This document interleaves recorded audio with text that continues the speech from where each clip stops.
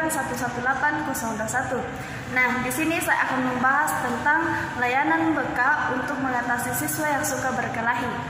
Nah, di mana kita ketahui perkelahian atau bertengkar itu merupakan suatu bentuk tindakan kekerasan atau agresi yang dilakukan oleh suatu kelompok remaja dengan kelompok remaja yang lain, di mana mereka berusaha untuk menyingkirkan pihak lawan dengan menghancurkan atau membuat mereka tidak berdaya. Mengenai perkelahian antar pelajar baik dari SD sampai SMA atau bahkan sampai ke orang dewasa yang akibatnya tidak mengganggu bagi keamanan dan ketertiban umum, melainkan juga membahayakan bagi pelajar itu sendiri. Dalam perkelahian antar pelajar, banyak anak remaja yang ikut mengambil bagian dalam aksi-aksi perkelahian beramai-ramai antar kelompok atau geng dan antar sekolah. Perkelahian kelompok antar remaja ini merupakan cermin secara mini perilaku remaja saat ini, di samping mencerminkan ambisi dan pelampiasan reaksi negatif, sebab mereka sangat marah, tertekan dan dihalang-halang oleh masyarakat dalam memainkan peran sosial. Biasanya perilaku mereka juga didorong oleh kompensasi pembalasan terhadap perasaan-perasaan inferior atau minplex untuk kemudian ditebus dalam bentuk tingkah laku melambung dengan ngejago guna-guna mendapatkan perlakuan lebih terhadapnya. Perkelahian kelompok antar pelajar atau remaja suatu bentuk tindakan kekerasan atau gengsi yang dilakukan oleh suatu kelompok remaja dengan kelompok remaja yang lain, di mana mereka berusaha menyingkirkan pihak lain dengan menghancurkan atau membuat mereka tidak berdaya. Mengenai perkelahian antar pelajar tingkat SMA sampai perguruan tinggi yang mengakibatkan tidak hanya mengganggu bagi keamanan dan ketertiban umum, melainkan juga membahayakan para pelajar itu sendiri. Tingkah laku kriminal yang terjadi pada remaja yang pada umumnya merupakan kegagalan sistem kontrol terhadap diri, terhadap impuls-impuls yang kuat dan dorongan-dorongan instik. Dengan adanya impuls-impuls yang kuat, dorongan primitif serta sentimen habat, kemudian mereka salurkan lewat perbuatan kejahatan, kekerasan dan agresi yang mereka anggap memiliki nilai-nilai yang tinggi. Maka dari itu mereka merasa perlu memamerkan energi dan semangat hidup mereka dalam mewujudkan aksi bersama seperti perkelahian antar kelompok atau tawuran.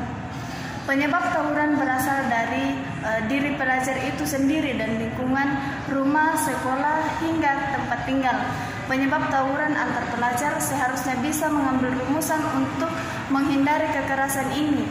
Ini terjadi lagi dan menewaskan korban jiwa. Tindakan dari aparat keamanannya seperti sudah kerap dilakukan, meski sayangnya tak cukup kuat untuk mencegahnya terulang kembali.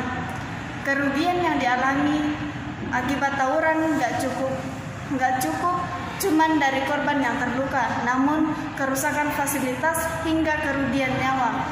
Tak cuma ternyata terjadi pada perilaku tawuran itu sendiri, namun kerap juga menimpa para korban salah sasaran yang secara tak sengaja serta yang sedang berada di lokasi kejadian. Tawuran kerap terjadi antar pelajar dalam kelompok sekolah. Secara garis besar, penyebab tawuran terbagi menjadi penyebab dari dalam dan dari luar. Penyebab tawuran dari dalam diri pelaku. Yang pertama, krisis identitas, yakni ketidakmampuan pelajar sebagai remaja dalam proses pencarian diri. Mereka mencari identitas dan pengalaman dan nilai-nilai. Sayangnya, bila ternyata nggak bisa mendapatkan nilai yang positif, maka bisa berakibat buruk berupa penyimpangan terhadap nilai dan norma dalam masyarakat. Yang kedua, tidak bisa mengontrol diri. Sesuai dengan umurnya, remaja cenderung tidak memiliki pengendalian diri yang baik.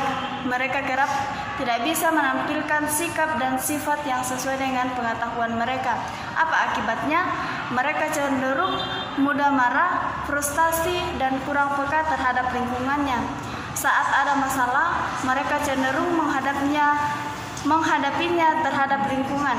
Saat ada masalah, mereka selalu marah dan melarikan diri dan melimpahkannya kepada orang lain.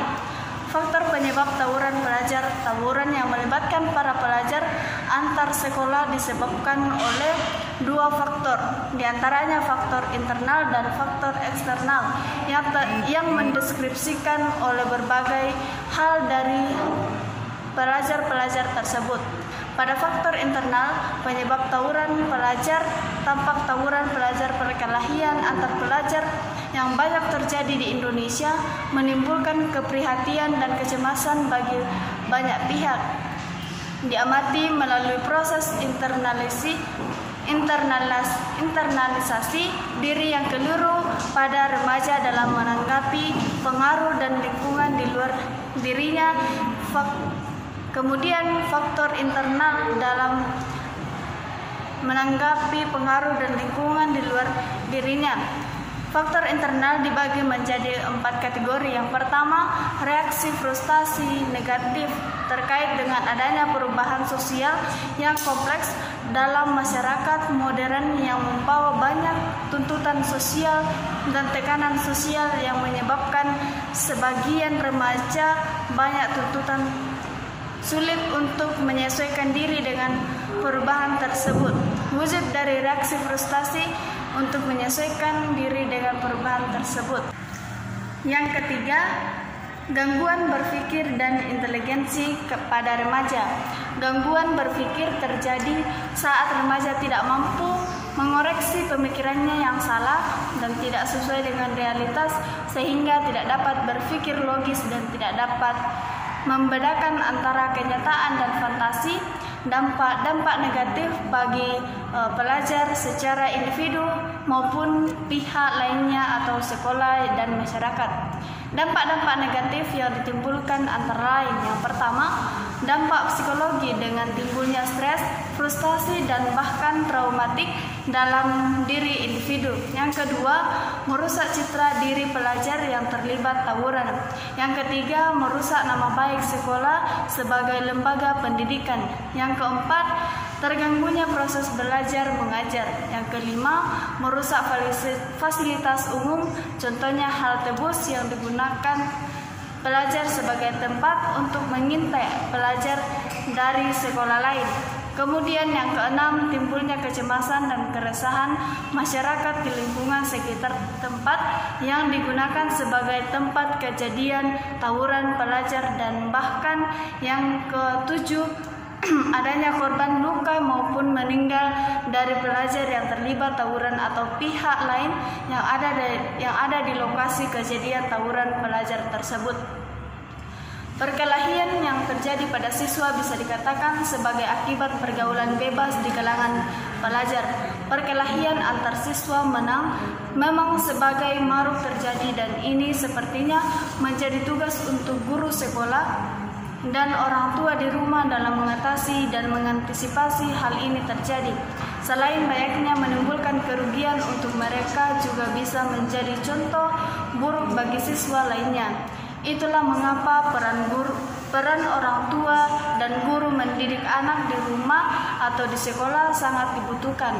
Dalam pendidikan karakter anak sejak usia dini, peran keluarga dalam pendidikan moral anak juga tidak bisa dilewatkan karena sama pentingnya. Di saat perkelahian itu terjadi, kita harus bisa menghentikannya secara tuntas sehingga akar permasalahannya agar tidak terjadi lagi perkelahian di antara siswa. Jika tidak tuntas, kemungkinan besar akan menimbulkan pertengkaran lagi karena dendam dan kesesalan yang belum terlampiaskan. Jika sudah terjadi, bagaimana cara mengatasi siswa yang suka berkelahi ini? Hal yang pertama tentu saja menghentikan keributan di antara mereka. Nah, berikut ada beberapa cara untuk mengatasi siswa yang suka berkelahi, yaitu melakukan pendekatan untuk mengetahui penyebabnya. Dalam hal ini pendekatan itu kita bisa menanyakan kepada mereka dan cari tahu akar permasalahan yang membuat mereka ribut. Hal ini sangatlah penting agar perkelahian ini tidak membuat mereka ribut dan tidak terus berlanjut karena masalah yang tidak kunjung selesai. Biasanya mereka akan berusaha bungkam tentang inti permasalahannya, dan karena itulah mereka perlu diinterogasi dengan pendekatan yang mau membuat mereka lebih terbuka. Kedua, memberi hukuman atau nasihat. Hukuman tidak boleh dilewatkan bagi mereka yang telah terlibat perkelahian agar mereka sadar dan dengan kesalahan yang mereka buat dengan sebagai ganjaran atas perbuatan mereka. Memberikan hukuman juga sama pentingnya dengan memberikan peringatan agar mereka tidak memulai lagi perkelahian tersebut. Peringatan biasanya diberikan dengan membuat surat perjanjian agar mereka tidak lagi berbuat hal yang sama, tentu dengan ancaman hukuman yang sesuai yang bisa membuat mereka jera dan takut untuk membuat kesalahan lagi, baik dalam lingkungan sekolah maupun di luar sekolah. Yang ketiga, memberikan nasihat, yang sama halnya dengan yang nomor 2, dan pengarahan untuk mereka. Memberikan nasihat juga tidak boleh dilewatkan. Nasihat diberikan dengan tujuan agar mereka sadar dengan kesalahan dan perbuatan mereka yang tidak baik. Dengan memberikan nasihat yang mendalam dan menyentuh hati mereka bisa menjadi efektif untuk menghilangkan rasa marah, kesal, dan benci yang bersarang di hati mereka. Sampaikan nasihat dengan cara yang menyenangkan agar mereka bisa menerima nasihat itu dengan baik. Selalu berikan nasihat dan pengarahan kepada siswa agar mereka bisa menjadi pribadi yang lebih baik. Kemudian yang keempat, mendamaikan pertengkaran di antara mereka. Jangan lupa untuk mendamaikan dan membuat mereka saling memaafkan satu dengan yang lain. Hal ini sangat penting juga untuk menghilangkan segala masalah yang ada pada mereka. Peran guru sangat dibutuhkan di sini untuk menenangkan hati mereka yang mungkin masih bergejolak. Buatlah mereka untuk bisa saling memaafkan dan melupakan semua persoalan yang membuat mereka bertengkar. Jika masih ada dendam atau marah yang dirasakan pada salah satu mereka, kemungkinan besar perkelahian akan terjadi lagi dan menghadirkan kegiatan yang bisa menyatukan para siswa. Selain pelajar di sekolah juga perlu untuk menghadirkan kegiatan-kegiatan yang bisa menyatukan para siswa, menghadirkan suasana kebersamaan, kekompakan, dan kasih sayang di antara mereka agar tumbuh rasa kekeluargaan di antara mereka. Dengan begitu, perselisihan bisa terhindari akibat rasa persatuan dan kesatuan yang mereka rasakan. Nah, demikianlah yang dapat saya sampaikan. Semoga apa yang saya sampaikan ini boleh bermanfaat bagi kita semua. Sekian dan terima kasih.